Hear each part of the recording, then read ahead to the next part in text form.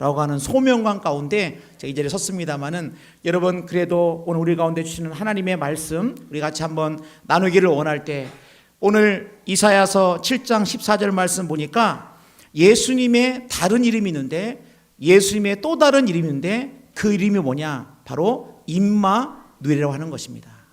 그래서 예수님의 다른 이름 임마누엘, 임마누엘 뜻이 뭡니까? 하나님이 우리와 함께 계시다.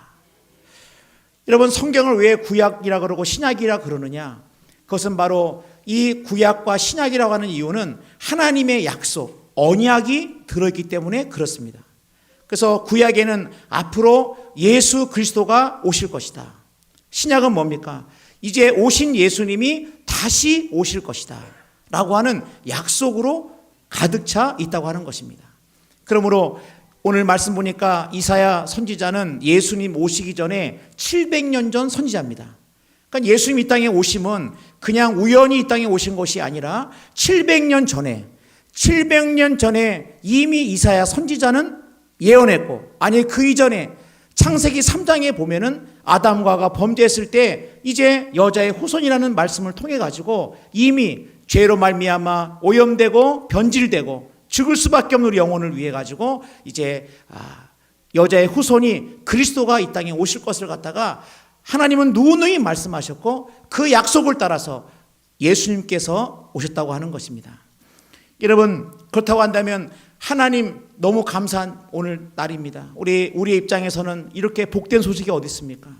하늘의 영광의 보좌를 버리고 이 낮고 낮은 이 땅에 오신 예수 그리스도, 그분으로 인해서 우리의 인생이 새로워졌고 우리가 살 길을 찾았고 하나님의 자녀가 되었으니 더 이상 죄의 종이 아니라, 더 이상 어둠의 권세에 휩쓸린 인생이 아니라 하나님의 자녀가 되었으니 오늘 얼마나 기쁘고 복된 날입니까?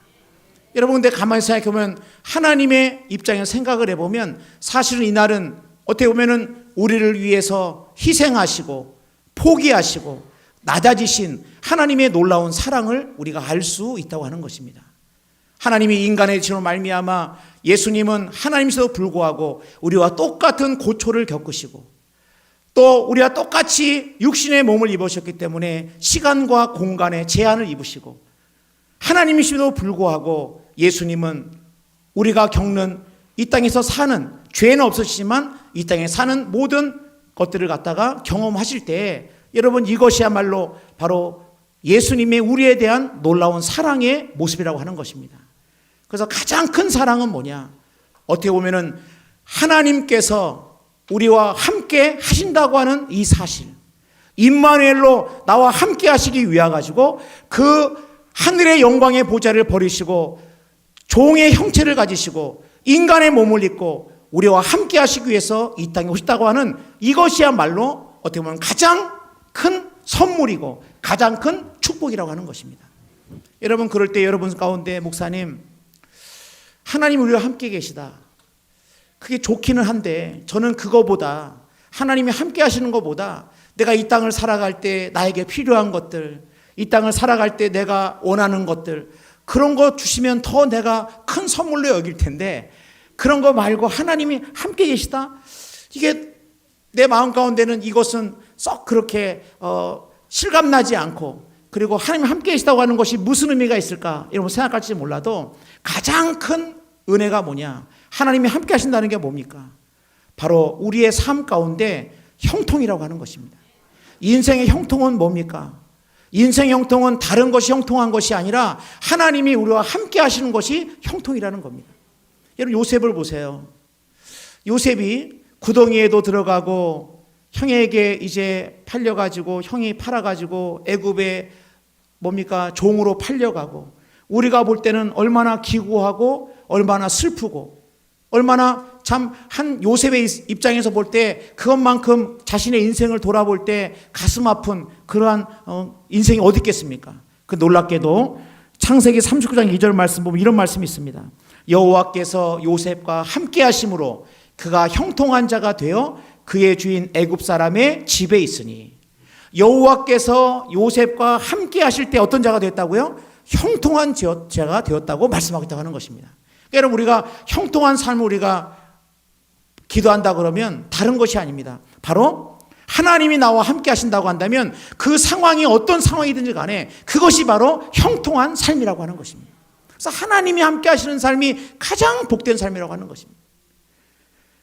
모세가 하나님께서 모세에게 바로에게 가서 내 백성을 이제 출애굽시키라고 얘기할 때 모세가 뭐라 그럽니까?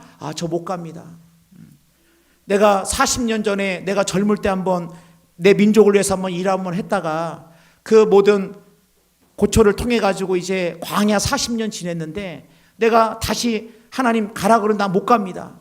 그리고 또 여러분 생각해 보세요. 모세 입장에서 보면은 바로가 얼마나 두려웠겠습니까? 그러니까 모세가 여러 가지 가만히 생각을 해보니까 도저히 자신이 없는 거예요. 그럼 우리 같으면은 이렇게 자신 없는 모세에게 하나님 뭐라고 말씀해요? 우리 같으면 뭐라 하겠습니까? 모세야 걱정하지 마라. 너와 함께 갈 5천 명의 군인을 갖다 내가 붙여주겠다.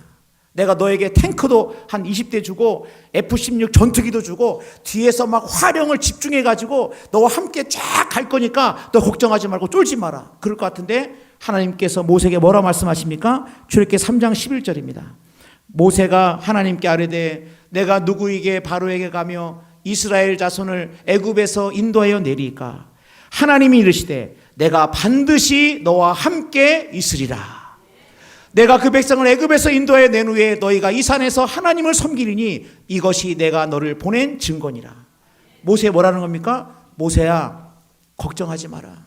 내가 반드시 너와 함께 있을 것이다. 여러분 우리 인생 가운데 모세의 이 두려움, 모세가 겪는 이런 두려움 가운데 하나님께서 뭐라 그러는 거예요? 모세야 내가 너와 함께 있으면 네가 지금 두려워할지 몰라도 걱정하지 마라. 내가 너와 함께 있으면 이 모든 것들이 다 해결될 줄 믿고 너는 내와 함께함을 믿고 너는 나갈 것을 갖다가 말씀하고 있다고 하는 것입니다. 여러분 그러므로 우리의 문제는 뭡니까? 우리의 문제는 사실은 하나님이 함께 하심에도 불구하고 나 혼자 있다고 생각하는 겁니다. 우리 인생의 문제는 뭡니까? 하나님이 내가 너와 함께 할게 임마누엘로 함께 했다 약속했음에도 불구하고 우리는 여전히 내가 내 힘으로 살고 나 혼자 모든 것들을 해결한다고 생각하고 그렇게 나 혼자라고 생각할 때 오늘 우리가 이 성탄절 이 아침에 우리가 기억할 것은 뭡니까? 나는 혼자가 아니라 하나님이 나와 함께 하신다. 그 임마누엘을 위해서 예수님이 이 땅에 오셨다고 하는 것을 우리가 기억해야 되는 것입니다. 그래서 여러분 우리 이 땅을 살아갈 때 확신이 필요하죠. 구원의 확신도 필요하고 사죄의 확신도 필요하고 인도의 확신도 필요하고 기도 응답의 확신도 필요하고 승리의 확신도 필요하지만 우리 가운데 또 하나의 확신이 뭡니까? 임마누엘의 확신이 필요하다고 하는 것입니다. 여러분 생각할 때 목사님 그러면 구약 당시에도 예수님 오시기 전에도 왜 하나님이 함께 하셨는데 그렇다고 한다면 예수님이 오시면 어떤 의미가 있습니까? 구약 당시에 믿음의 사람과 함께 했던 하나님은 특별한 사람들 가운데 함께 한 겁니다. 모세하고 함께 했고 요셉과 함께 했고 엘리야와 함께 했고 그렇게 함께 했다고 한다면 이제 예수님이 이 땅에 오시면 뭡니까? 이제는 특별한 어느 누구의가 아니라 누구든지 예수 그리스도를 믿는 자 가운데는 하나님이 함께 하신다고 약속하셨다고 하는 것입니다. 그래서 요한복음 1장 14절입니다. 말씀이 육신이 되어 우리 가운데 거하심에 우리가 그의 영광을 보니 아버지 독생자의 영광이요 은혜와 진리가 충만하더라. 이런 보세요. 이제는 말씀이 육신이 되어 우리 가운데 거하신다. 구약 당시에는 이제 뭡니까? 특별한 사람들 가운데 하나님이 함께 했다고 한다면 이제는 누구든지 이제는 이 땅을 살아갈 때 어떤 사람일 간에 예수 그리스도를 마음에 모시는 자는 이제는 하나님이 너와 함께 하신다고 하는 놀라운 약속을 주셨다고 하는 것입니다. 그래서 육신이 되어 우리 가운데 거한다는 말은 뭡니까? 텐트를 치고 같이 거한다 이런 의미가 있어요. 그러니까 여러분 예수를 믿은 사람들은 놀랍게도 예수를 믿은 우리 인생은 하나님이 나와 늘 함께 한다는 사실을 잊으면 안 된다고 하는 것입니다. 그래서 우리가 지난 내 인생의 길을 돌아볼 때 내 여러분 인생의 길들을 다 돌아볼 때 한번 여러분 생각해 보시면은 그때는 나 혼자가 아니었나.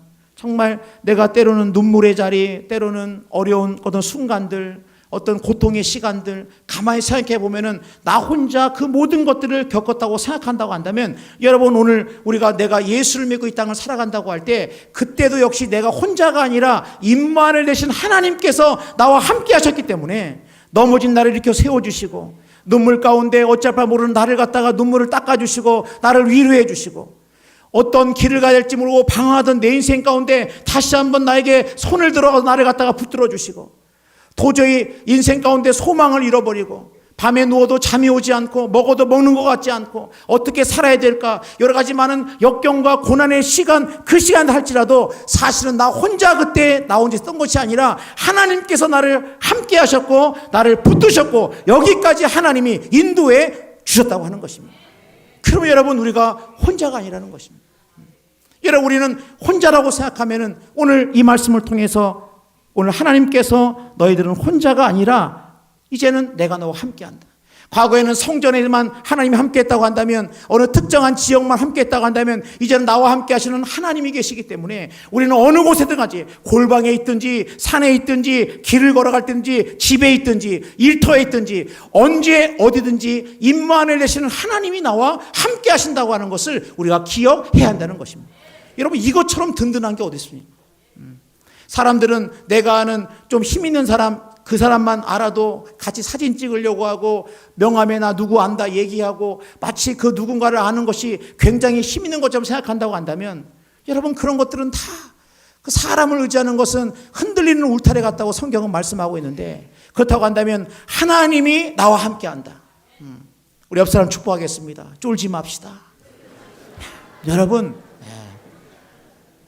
저 초등학교 때 제가 부러웠던 것은 제 친구 가운데 형이, 제가 초등학교 2학년인데 형이 6학년이에요. 형이 6학년이기 때문에 2학년 때 그 친구는 굉장히 나 형 6학년이야. 근데 그 형이 좀 태권도도 막 그랬어요. 그러니까 형이 있기 때문에 형 믿고 얼마나 막 그냥 뭡니까